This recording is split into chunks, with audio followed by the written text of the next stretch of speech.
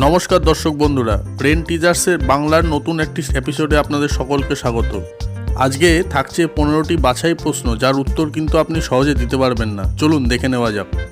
আজকের দিনের প্রথম প্রশ্ন, বিশ্ব জনসংখ্যা দিবস কবে পালন করা হয়? এর অপশান হলো এ 8ই এপ্রিল, বি 9ই আগস্ট, সি 11ই জুলাই, ডি 11ই সেপ্টেম্বর। আপনাদের সময় শুরু হচ্ছে এখন। সঠিক উত্তর 11ই জুলাই, অপশান সি। দেখে নেওয়া যাক পরের প্রশ্ন কি আছে। দ্বিতীয় প্রশ্ন, নীল নদের উৎস কি? অপশান এ আন্দ্রিজ পর্বত, অপশান বি তিব্বতীয় মালভূমি, অপশান সি লোহিত সাগর, অপশান ডি ভিক্টোরিয়া হ্রদ।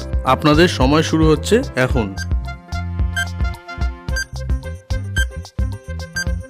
সঠিক উত্তর ভিক্টোরিয়া হ্রদ। ভিক্টোরিয়া হ্রদ থেকে নীল নদের উৎস। দেখে নেওয়া যাক পরের প্রশ্নটা কি অপেক্ষা করছে। এ পর্বের তৃতীয় প্রশ্ন, রসায়নবিদ্যার জনক কাকে বলা হয়? Option A James Watt, option B Robert Boyle, option C Priestley, option D Aristotle. আপনাদের সময় শুরু হচ্ছে এখন।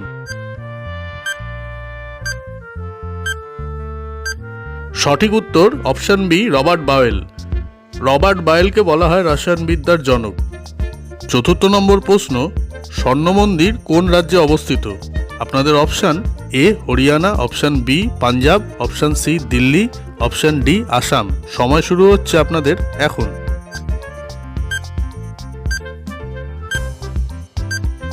সঠিক উত্তর অপশান বি পাঞ্জাব। পাঞ্জাবে অবস্থিত স্বর্ণ মন্দির। পরবর্তী প্রশ্নটা দেখা যাক। পরবর্তী প্রশ্ন, নিবলিগ শব্দটি কোন খেলার সাথে যুক্ত? আপনাদের option A hockey, option B boxing, option C golf, option D cricket. আপনাদের সময় শুরু হচ্ছে এখন।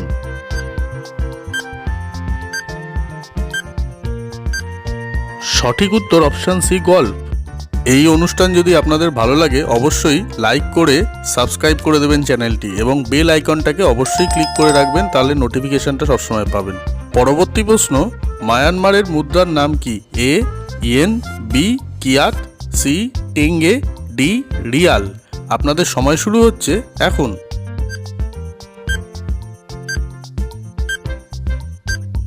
সঠিক উত্তর অপশন বি কিয়াত। পরের প্রশ্ন দেখে নেওয়া যাক। 7 নম্বর প্রশ্ন, বায়ুর আপেক্ষিক আর্দ্রতা মাপা হয় কোন যন্ত্রের মাধ্যমে? Option A hydrometer, option B thermometer, option C hygrometer, option D barometer. আপনাদের সময় শুরু হচ্ছে এখন। সঠিক উত্তর হাইগ্রামিটার। পরবর্তী প্রশ্নের জন্য তৈরি হয়ে যান। পর্বের 8 নম্বর প্রশ্ন হচ্ছে, কোন রাজ্যের আগের নাম কামরূপ ছিল? Option A Bihar, option B Orissa, option C Bangla, option D Assam. আপনাদের সময় শুরু হচ্ছে এখন।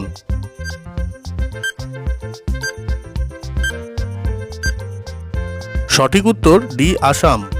আচ্ছা, 8টা প্রশ্ন শেষ হয়ে যাওয়ার পরে কার কি স্কোর দাঁড়ালো অবশ্যই আমাদেরকে কমেন্ট করে জানাবেন।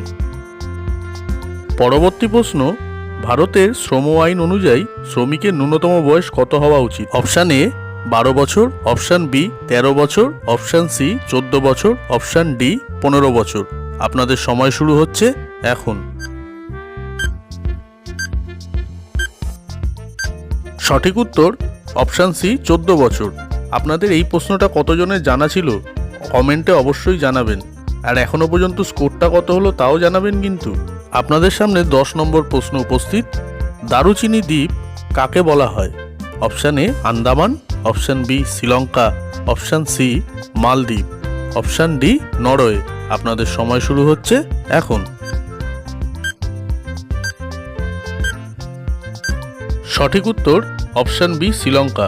দর্শকরা অবশ্যই কিন্তু জানাতে ভুলবেন না 10টার মধ্যে আপনার স্কোর কত হলো।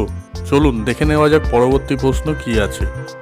11তম প্রশ্ন, ইনকালাব জিন্দাবাদ স্লোগানটি কে দিয়েছিলেন? A Gandhiji, B Bhagat Singh, C Vallabhbhai Patel, D Indira Gandhi. আপনাদের সময় শুরু হচ্ছে এখন।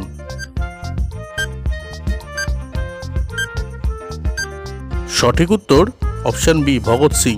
এই প্রশ্নের উত্তরটা আশা করি সবাই দিয়েছেন, সকলকে অভিনন্দন। পরবর্তী প্রশ্ন, কোন ঋতুতে আকাশে রামধনু দেখা যায়?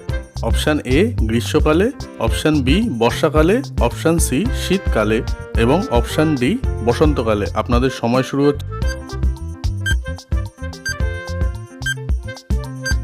সঠিক উত্তর বি বর্ষাকালে। দেখা যাক পরবর্তী প্রশ্ন কি আছে। এই পর্বে 13 নম্বর প্রশ্ন, পৃথিবীর বৃহত্তম কফি উৎপাদনকারী দেশ কোনটি? Option A Pakistan, option B চীন, option C Brazil, option D Nepal.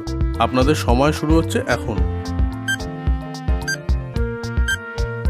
সঠিক উত্তর অপশান সি ব্রাজিল। আচ্ছা দর্শক বন্ধু, আপনাদের কাছে অনুরোধ, যদি অনুষ্ঠানটি ভালো লাগে অবশ্যই লাইক করবেন এবং চ্যানেলটিকে সাবস্ক্রাইব করে রাখবেন। নোটিফিকেশনটা অনের জন্য বেল আইকনটাকে ক্লিক করবেন। পরবর্তী প্রশ্ন, কোন প্রাণী পা ছাড়া খুব জোরে চলতে পারে? অপশান এ কচ্ছপ, অপশান বি সাপ, অপশান সি কুমির, অপশান ডি গিরগিটি। আপনাদের সময় শুরু হচ্ছে এখন।